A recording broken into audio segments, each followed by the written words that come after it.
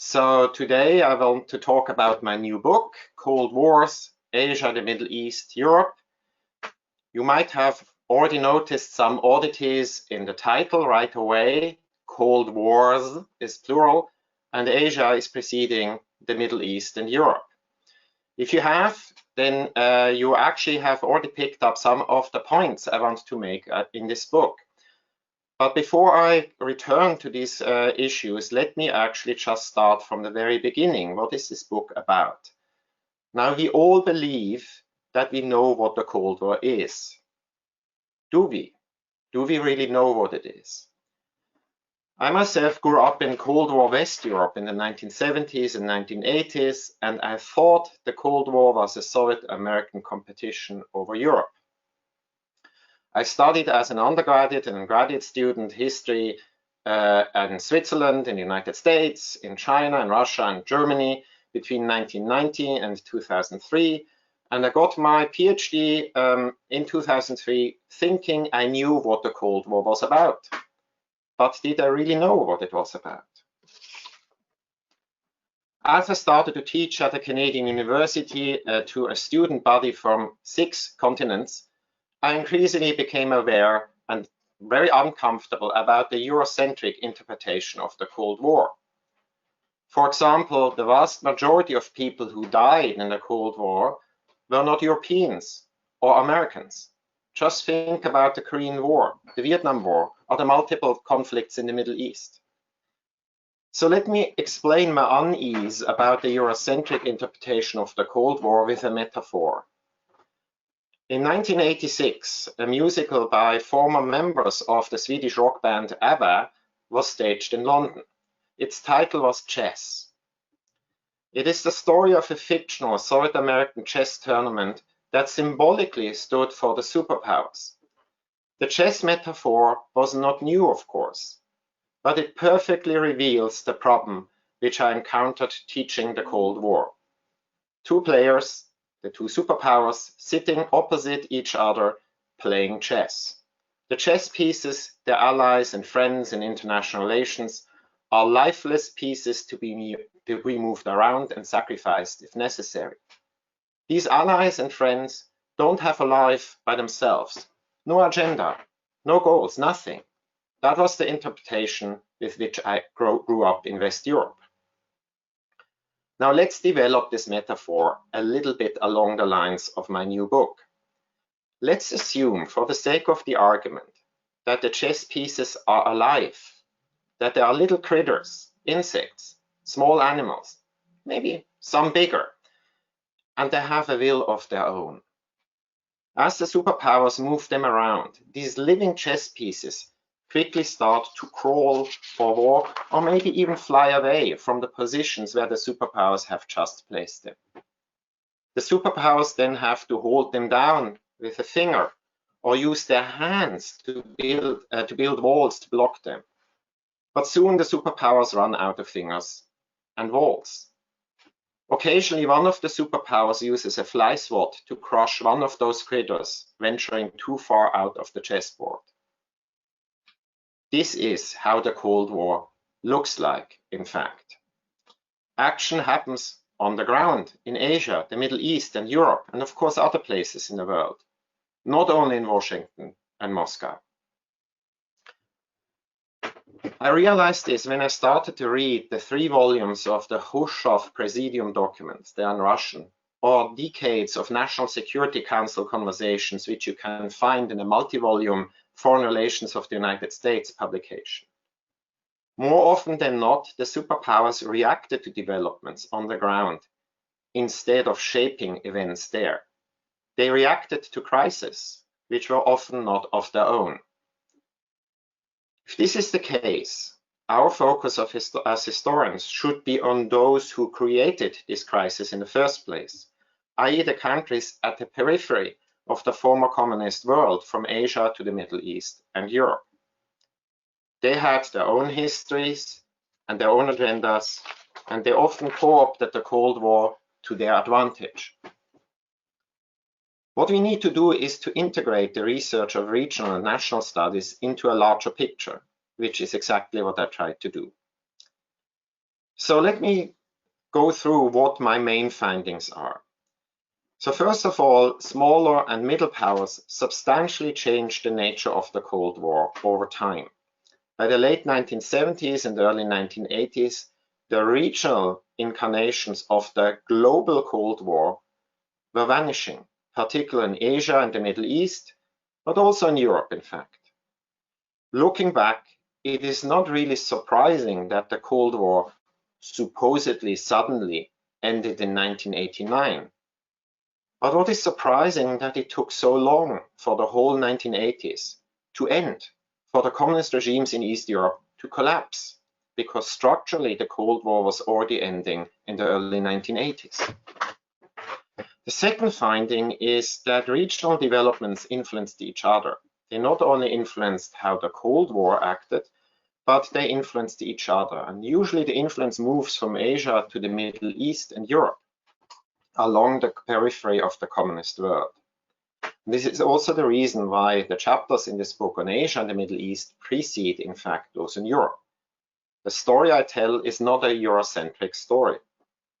The Korean War in the early 1950s and the Chinese Revolution, actually in 1949, all had major influences on events in Vietnam, South Asia, the Middle East, and Europe. Occasionally, this influence goes the other way, as was the case with the Hungarian Revolution in 1956, which influenced China, and the Afghanistan War that starts in 1979 and influenced heavily India, Vietnam, and China. Now, the third finding, finally, is that the big three, i.e. the Soviet Union, the United Kingdom, and the United States, in the early Cold War, and then starting in the 1960s, the two superpowers, tried to influence existing developments, such as modern nation formation in China, in Vietnam, in South Asia, in the Middle East, and even in Europe. Think about Poland and the two Germanys. Both underwent actually nation-state building after 1945. And the big three and the superpowers tried to do this to their advantage. Now, in general, the United States tried just to co-opt developments, more often than the Soviet Union, while the Soviet Union intervened more deeply, but less often. With exceptions, of course, the United States pursued a semi-hands-on policy, and the USSR applied an all-hands, go-in policy. Usually, cooptation worked better than direct intervention, which is one of the reasons why the United States ultimately was more successful over the course of the Cold War. But if we talk about cooptation as being successful, it still means we have to explain, in the first place, developments on the ground, which the superpowers co-opted or tried to change by means of intervention, and how regional actors resisted and co-opted superpower engagement or intervention, individually and collectively. That must be, logically, the focus of our research. This sounds all very theoretical and abstract, so I give you now an example to make my point. Let's go to the year 1956. In October 1956, three crises shook the world within 2 weeks: the Polish October, the Hungarian Revolution, and the Suez Crisis. Most historians teach, see, or write about these three crises as individual case studies. And if they mention all of them in one large, one semester long lecture class, they are usually teaching them in at least 2 different actual lectures. They teach them in different lectures because they choose to do this in this manner, because their superpower lens, as they apply this lens to their lecture course, prevents them from seeing actually regional interactions and cross-regional interactions. The reality is that these three crises were deeply interconnected. Let me just give you one example to substantiate my claim. The Suez Crisis in October 1956 was kicked off by the Egyptian recognition of the People's Republic of China in May 1956, which then triggered a series of events: the American refusal to fund the Aswan Dam project, the Egyptian nationalization of the Suez Canal Company, in July, and then the French-British-Israeli intervention starting on October 29th. Hence, China played a role in the crisis from the very beginning, which is what few historians would acknowledge. The reason why this happened is that the PRC, the People's Republic, sought to branch out to the world after the end of the Korean War in 1953. And it's exactly this greater Chinese assertiveness in international affairs that links the PRC also to the events in Poland and Hungary in October. Beijing made it clear to Moscow in mid-October that Poland had a right of domestic self-determination, i.e. that a Soviet intervention was not warranted only because the Polish Communist Party was about to choose a leader whom the Soviets did not like. And this is, of course, Władysław Gomułka. And it's this Chinese assertiveness that convinced the Soviet Union to turn to China for diplomatic support and mediation when the Hungarian Revolution started on October 23rd. And after all this crisis has started to abate by mid-November, Chinese Prime Minister Zhou Enlai traveled for almost 3 months straight through Asia to the Soviet Union, Poland and Hungary, but not to Egypt, to try to mediate and increase China's standing in a whole range of parallel conflicts, including Vietnam, the Pakistani-Indian conflict over Kashmir, and of course also Poland, Hungary and Suez. So ultimately the use of a wide-angled lens to see a network of narratives instead of a zoom that focuses just on the superpower impact on individually and neatly separated cases, in this case, Poland, Hungary and Suez, will change the way we think about the Cold War. The Cold War was not a bilateral tit-for-tat story, but a network of narratives that intersect in multiple ways. The superpowers are two among the many actors, and in some cases, they are not even the most important. I now could go on with 1956 and trace the activities of Pakistan, India, Yugoslavia, and even Poland to make the same point. They all had their own narrative. All of these narratives intersect with other narratives and intersect with what the superpowers do. At this point, let me return to the title of the book. The main title is called Wars. It's a plural. Why? Here again, I want to redirect our focus. There is, of course, a global Cold War, a superpower conflict. First, it's actually a conflict among the big three, and only by the 1960s, it's a superpower conflict, a bilateral conflict. But at the same time, there are multiple Cold Wars in different world regions. Some of these conflicts were sparked by the global Cold War, for example, in Germany. Some of them were subsumed by the Cold War. Think about the Vietnam Wars or the conflicts in South Asia. Some of them exploited the global Cold War, like in the Middle East, and some of them were just spin-off conflicts, like the Sino-Indian War in 1962.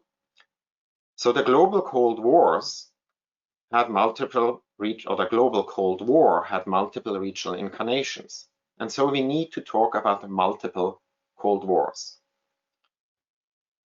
If I still have not convinced you, let me leave you with a counterfactual question. How would the Cold War have looked like if somebody like Gorbachev had been Stalin's successor in 1953 instead of Khrushchev and then Brezhnev? Think about this. I have asked these questions many of my colleagues, and their answers were surprisingly uniform. If you conclude, like most of my colleagues did, that the course of the Cold War would have not been significantly different if somebody like Gorbachev had succeeded Stalin in 1953, or that the Cold War would not have ended earlier and in a peaceful manner, then you basically agree with the main points I make in my book. You essentially agree that the structural context in which the superpower conflict unfolds between 1945 and 1991 mainly determined the course of events. That means we need to focus on the structural context, and we need to focus on the agents that formed that structure from the bottom up, i.e. the countries other than the superpowers. Now, thank you for your time and your attention. I hope this sparked your interest in this book, and I hope that you will provide me with a lot of very stimulating questions.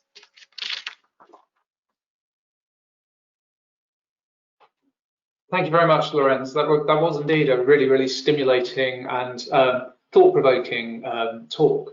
I just had I thought while we're waiting for everyone to write in with their questions, I thought I might kick off with one or two questions of my own. I guess on my first question, so as you say, you present a vision of the Cold War that's, structurally very different to, what we've tended to see in the historiography beforehand. But presumably this is one that actually actors at the time would recognize much more. I think, when you delve into, the view from Washington and the Soviet Union would presumably have been that this was a series of regional conflicts that they were dealing with. Is that true?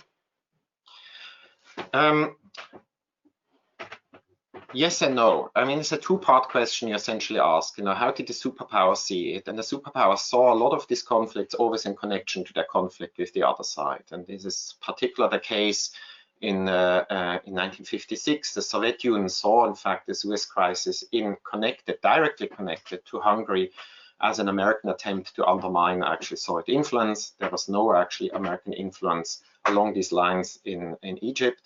In Hungary, yes, through Radio Free Europe, the Americans tried to support actually this revolution. The Americans didn't spark the revolution. But there is always this default position that the other side is a zero-sum game and the other side is trying to take something away from our side. Of course, some diplomats have evidence for that, particularly in the later parts, do realize that some of these conflicts are in fact conflicts that have roots somewhere else. The Middle East is another good example how the two superpowers often saw the other superpower doing nefarious things, but virtually all conflicts in the Middle East have their roots outside of the Cold War. The roots go back to the collapse of the Ottoman Empire and to the emergence actually of the Zionist or Israeli-Arab conflict. So now this is the first part of the question I wanted to ask.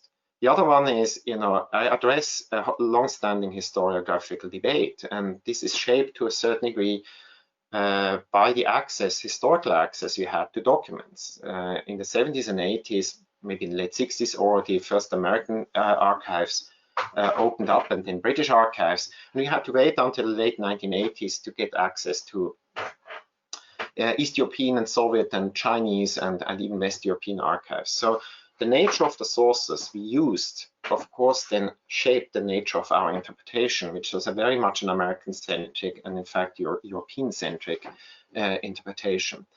And then this hasn't really changed in the 1990s as a result of a kind of a triumphalist historiography, given that Cold War historiography is still heavily dominated by North American authors, focusing on the United States. And so this historiography that is very strongly American-centric sort of got a second lease on life way into the early 2000s. And my first book was already one that tried to break this apart, and now I tried just to go further in this breaking down of this historiographical tradition. I hope this makes sense. Yes, very much so. And so this is linked to perhaps a sort of broadening out the kind of sources that historians are now turning to. Yeah. To a certain degree, yes. I'm now reviewing some books by younger authors, and I'm just stunned at the kind of sources they are using. It would not even have conceived that these sources exist, and I have used archives on 4 different continents in, I think, 2 dozens of countries. On the one hand, we have access to new sources, but on the other hand, in this quest for getting access to new sources, we often forget our old sources. I was stunned often by rereading sources, public sources from the 50s and 60s that have been available for a long time. Now, if you reread them very closely and you now integrate them into the new sources, you can get a pretty good sense already what is going on. And, you know, again, might be the blind spot many of the historians had in the 50s and 60s. They just disregarded these sources. And we are looking at these sources that are 50 or 60 years old now, and now with a different set of eyes. Yeah, I think we have some questions queuing up for you now. So okay. Yeah, so I'll hand over if you could field the questions there. Okay, so I actually I need to check whether, okay. I don't see any questions, so can you please read them? If you, it seems not to work. No problem, Lorenz. I'll read them out to you. So the first question is, where would you fit Turkey bordering the soft underbelly of the USSR in the 1950 to 1990 period? Okay. Okay, Turkey in the Cold War. Of course, Turkey, first of all, becomes a member of NATO in the early 1950s and is integrated into, first into European actually defense system, and then via the Baghdad Pact also into the Middle Eastern. So there is this containment alliances that ringed the Soviet Union. Again, let me answer very quickly in two parts. Turkey plays a major role already before. In this book, simply because of the collapse of the Ottoman Empire and the rise of the secular Republic of Turkey, and this has an impact on the Soviet Union and of course on the Middle East. Many of the Middle Eastern problems go back to the nation-state formation, former Ottoman provinces that are now emerging Arab states. So Turkey is an important part of this story. But how about the Cold War? I didn't focus centrally on Turkey because this would have made the book much larger, and Michael would have not liked that. But Turkey is crucial as this very important bridge, together with Iran, between South Asia and Europe. Through the Baghdad Pact, there is a major shift in the 1960s, starting in the late 1950s, going into the 60s, as the Baghdad Pact collapses more or less because Iraq withdraws in 1958, 1959. Then the headquarters of the pact moves to Turkey. But the more important issue here is, as Turkey actually glides into a military dictatorship in the late 60s, it's a major embarrassment to the United States. And so by the early 1970s, Turkey becomes less important. By this time, you know, also the center basically starts to crumble, and it ultimately crumbles because Pakistan and the Islamic Republic of Iran in 79 withdraws. And then Turkey is the last remaining member, and then it withdraws too, and then the whole thing really collapses 3 months before the Soviet Union intervenes in Afghanistan. And remember, the Baghdad Pact was designed to prevent exactly this from happening, but I think this is more coincidental. So Turkey plays a role, but it's a changing role over time. I hope this makes sense. Thanks, Lorenz. So the next question that we've got for you is, does your book track links between nationalist groups in the 1940s to 1960s, i.e. how the nationalist movement in China shapes or interacts with Vietnam and Korea and vice versa? Okay. So my sense is that the question is about the non-communist nationalist actually movements, i.e., you know, the Republic of China and the Republic of Vietnam and the Republic of Korea, so the American allies.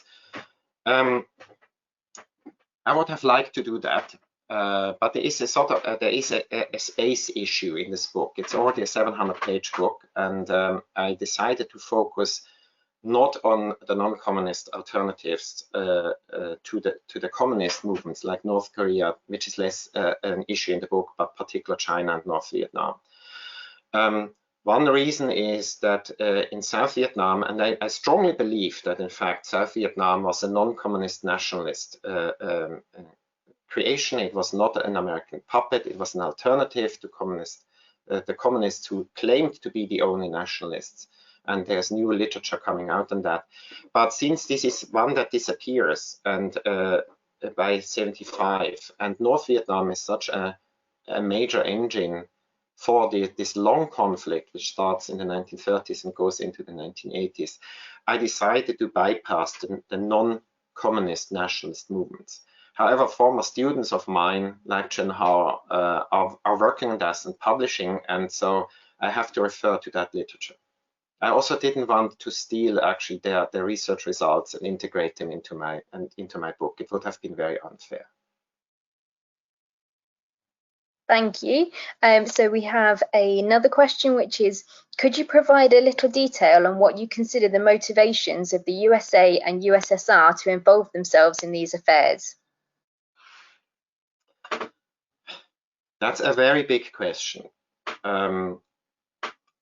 And this goes ultimately to the basic question, what is the Cold War, the superpower conflict, really about? I try to explore this in the first four chapters of the book. The first chapter is a kind of an introduction into how the world develops from World War I to roughly the mid-1950s. Then I have one chapter on Great Britain, one on the Soviet Union, one on the United States. So first of all, I might have to give some background. Until the roughly late 1950s, I see the Cold War as a three-way conflict between imperialism, between Soviet-style communism, which was a revolutionary anti-imperialist movement, and between liberal capitalism or liberal democratic capitalism, i.e. the United States, which was a reformist movement, which tried to reform actually the imperialist system and get rid of imperialism and create a liberal world order.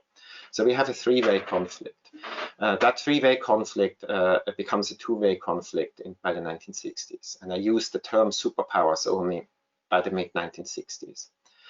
So why did the superpowers get involved? They both had an agenda. They had an agenda to remake the world in their own image. They were convinced that their projects, i.e. the Soviet project, is a world revolutionary project, but also the American project, which is to a certain degree the old adage of a city upon a hill, a guiding light for the world. They were motivated by this idea that their own projects are superior and the world would be better if the world would copy the way how they do things. And so this was their motivation to get actually involved in many of these conflicts. Of course, these are antagonistic visions of the future.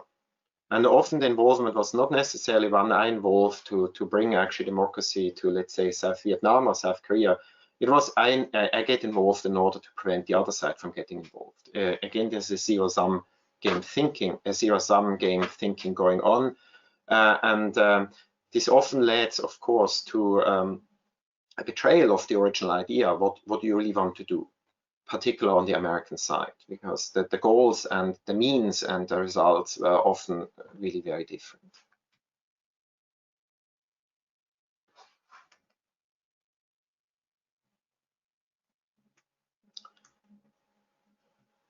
Thanks, do we have other questions?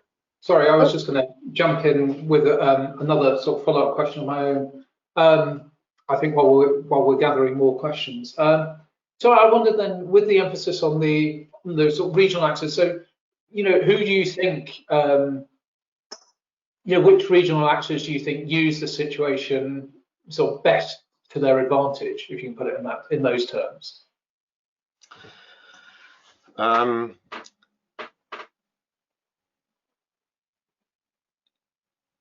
I hesitate here because I try to now to play through the question, and there's a structural issue here, and there's actually some amount of agency, right? If you don't have a lot of agency, like the two Germanys, because they're so tightly tied into alliance systems, then you also don't have a lot of opportunities to exploit. I still think that given the very tight constraints of West Germany, did actually use the little leeway it had to extend it and to really start détente in Europe, which is quite different from détente of what the United States wanted to do in the 1970s. It was essentially, undermining communism in East Europe, whereas the Soviet Union wanted to have a deal with the West United States wanted to have a deal with the United States, not necessarily undermine communism. In the case of the Middle East, where the Middle Eastern actors were hardly tied into the Cold War blocks, they had greater leeway, but maybe greater leeway didn't mean necessarily greater leverage. Of course, Egypt tried to use leverage and to employ, basically working with one side and the other and playing the two sides against each other. But did it really lead to a success? I wouldn't say it did. Ultimately, Egypt decided to go the bilateral route and to offer a peace deal to Israel in the late 1970s, because engaging with the superpowers didn't result actually in any results. So maybe more leeway doesn't work out too. And that sort of leads me now to Asia. And I think that's the interesting case. And that is the case that probably answers your question. And that's China. China was tied into an alliance system in the 1960s, but it was always its own master. That's also true for the North Vietnamese, or the Vietnamese communists. After 54, it's the North Vietnamese. They were their own masters. They had very clear, actually, goals. They were stubborn. They were committed to achieving to these goals. They had a long-term continuity of leadership. It's striking how long-term, over 30 years in some cases. And they had also, these were authoritarian regimes. They could push through these goals. They had a long-term vision. They were committed to this long-term vision. I think both of them really, exploited the system. First, I don't want to use tripolarity, but a triangle and then a superpower system best to their advantage. Mm-hmm. And can you, perhaps say something more? So, presuming there was a sort of thinking about in terms of their regional agency. Presumably that there was a kind of chronology to that across the period, where there were periods where powers could have greater agency or not. And so, how did the kind of respective chronologies look across the three regions? Again, some context. I would like to provide some context first, because the Cold War strongly overlaps with decolonization. And one of my goals was also to bring back decolonization as a central topic in history, and this is nation-state formation. And this again starts really with World War I. So this is why I often go back to 1917, 1918, 1919. In order to provide the background story and how this decolonization story interacts with the Cold War, that to a certain degree, as an ordering paradigm, only emerges in the late 1940s. So two larger developments intersect here. So chronology. These smaller states and middle powers need to build up, of course, a certain ability to influence in international relations. So they need to build up capability. So their influence grows over time. This is very clear with China, which is capable of opting out of the socialist camp and become a free agent by the 1960s. It never really wanted to switch sides. I think this is a misinterpretation. This is the case with Germany very clearly. So the 50s, I think in the 50s, they showed sort of the beginnings of agency on all kinds of sides. And Poland is a good example, Hungary, France, Great Britain. But it's in the 50s, the superpowers still have leverage. They have, exalted status and exalted capabilities to crush agency. And this is clear in the case of Hungary, and it is clear in the case of the UK and France in Suez. But in the case of France, this very clearly is the motivation now to increase leeway and increase actually capabilities. This is the reason why France goes nuclear. And really, the Suez crisis in November, the decision is taken to develop an independent nuclear force and to opt out of the military structures of NATO in the 1960s. But the 1960s and the 1970s are really the period in which agency at the regional level and on the national level develops. This has also to do with an economic exhaustion of both the superpowers. The United States gets exhausted for a variety of reasons, and one is actually the Vietnam War, while the Europeans and Japan rise economically and become competitors. The Soviet Union which is subsidizing East Europe throughout the 50s and 60s, reaches the capabilities of doing so. It has to and basically reduce raw material and gas and oil deliveries. So it loses leverage, and this then allows smaller countries like the GDR, like Romania, like Poland, like Hungary, really to break out and re-establish contacts with the Western world. Contacts that have been broken, crushed by Stalin in the late 1940s and early 1950s. I believe we've got another question, so I'll just hand over to. So we've had another question in that asks if you could tell us a bit more about how what everything you've been talking about fits in around events that are taking place and tensions in the USA today. Okay. Events today.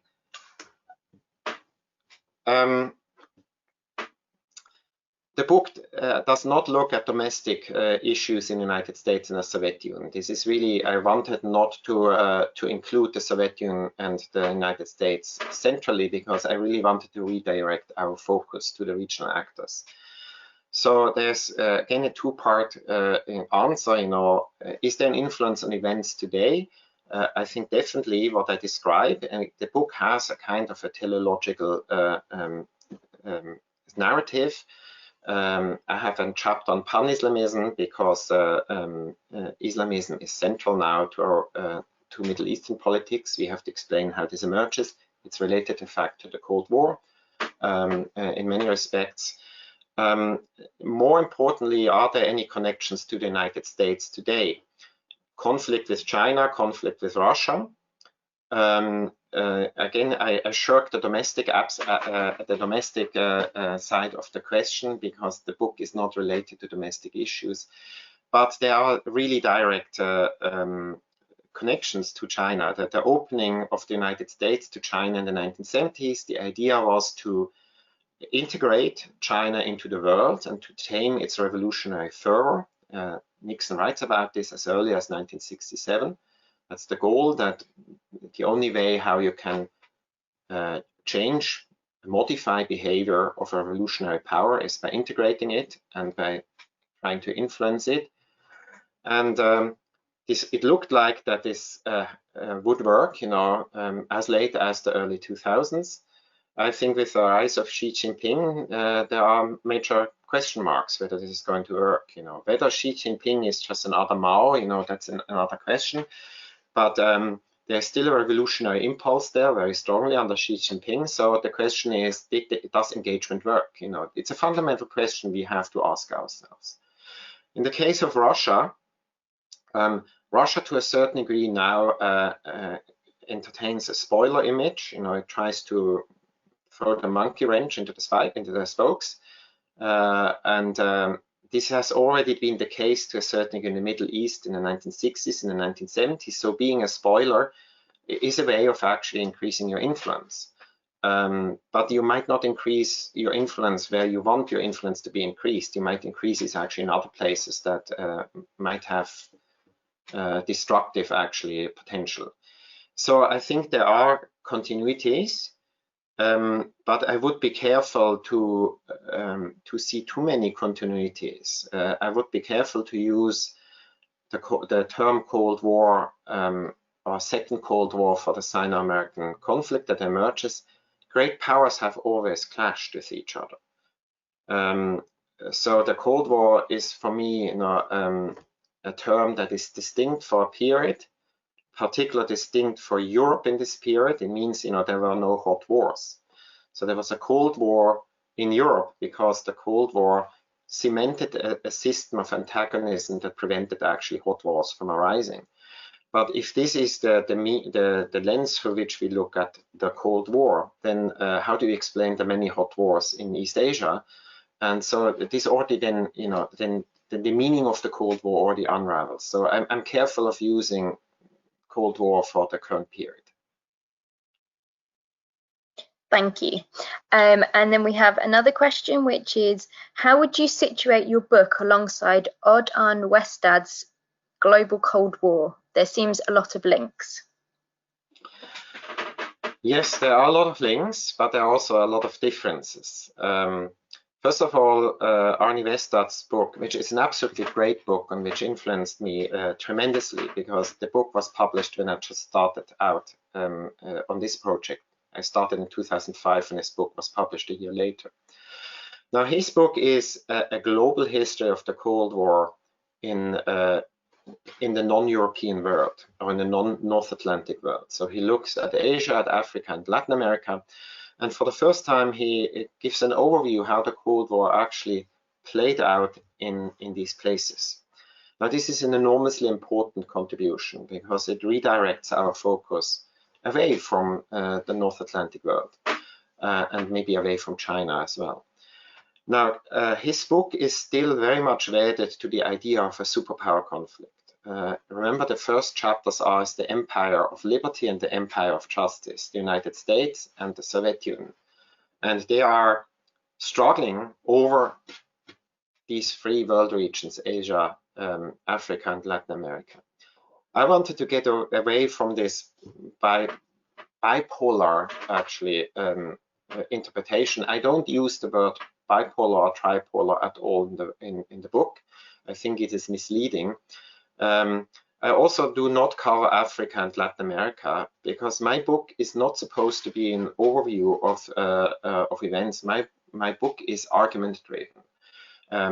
My idea is to look at how regional actors change structure at the button, and I want to trace structural change over time and how this structural change creates a situation in which the superpowers can end the Cold War, in which the superpower conflict really is only a superpower conflict. That's the last conflict that is left in the 1980s, and that they finally realized that the game is up.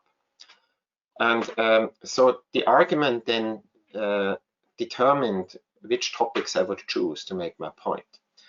So Africa and Latin America are not very prominent in the book.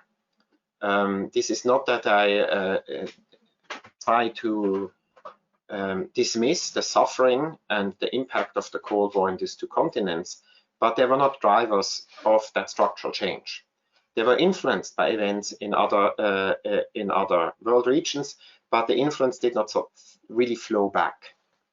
There are exceptions, of course. Cuba has a prominent place in several cases, in several parts of this book, and to a certain degree, Chile is there. To be frank, I didn't want to add another 3 chapters because Michael would have not liked that. But I see the point. You know, you could have actually had 3 more chapters, one on Africa, one on Latin America, and one particular on Cuba. I see this point. But again, given the argument I want to make, and this book is an argument about structural change at the button, I thought I would focus on the cases that really were dear to me. I think that's a very good point about the overall length of the book, and I think I would have been resistant to it growing significantly, but yeah. But that, I guess that also connects to a question I have about we've already had a question about the connection very much to the present, but what about the connection to what's sort of happening in, say, the 1990s, early 2000s? To what extent, can we see the kind of influences of, what you've looked at in the book in that kind of period? Yeah. Let me just start at the back. I mean, we have US presidential elections in the news, right? This is always in the news every 4 years for a full year. We hear all about the details. We have what I would call a right-wing populist in power in the White House.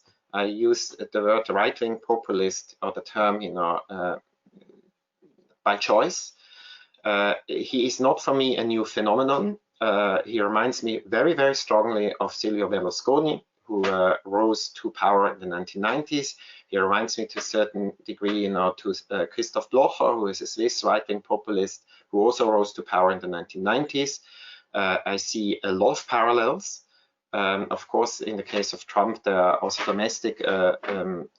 domestic sources of right-wing populism, but there's a cross influence going on, and right-wing populist movements in Europe really also derive ideas and legitimacy from Trump. There's no doubt about that. Now, how did this right-wing populism emerge? because it's unique to me. Right-wing populism has emerged before, but it was usually right-wingers and populists, and then they were funded actually by business and big industry. And you just can look at Hitler or Mussolini. What is new is that big business, representatives of big business, rich people become right-wing populists. And that's a new phenomenon. Where does this come from? And now I come to your question. This has something to do, in my view, with the collapse of the Cold War and with the collapse of existing party systems that had been sustained by the Cold War in Europe.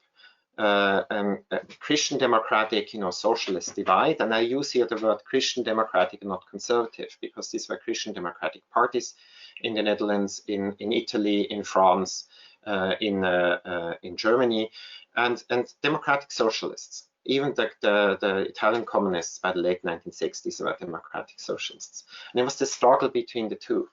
And Christian democracy starts to collapse by the 1980s, largely under the influence of neoconservative thought from the United States that found its laboratory in Chile in the 1970s. The democratic socialism also collapses for two reasons. One is that it had achieved its traditional goals coming out of the 19th century, and the collapse of communism really also tainted the social democratic project to a certain degree. So what we experience, particularly in Italy, because of the scandals, a complete collapse of the party system. But we experienced this also in France to a certain degree, in the Netherlands, in Austria, less actually in Germany and Switzerland, but also in the United Kingdom, right? There's an opening now of opportunities for new, I would say, polite adventurers to a certain degree, who do this for their own actually goals. They might be actually like Farage, really right-wingers, but like Blocher and Silvio Berlusconi and ultimately Trump, there are actually big business, often the shady business, and going into politics is about to protect themselves through the legal process. So we have a fundamental change in politics, which we see now, which really is tied to a major structural change in Western party systems dating back to the late 80s and early 90s. This is also to a certain degree the case in Japan and India, and definitely in Australia. So this is a general issue in liberal democratic systems. There are outliers, interestingly. Norway is an outlier, Canada to a certain degree is an outlier, but I think there's definitely a trend.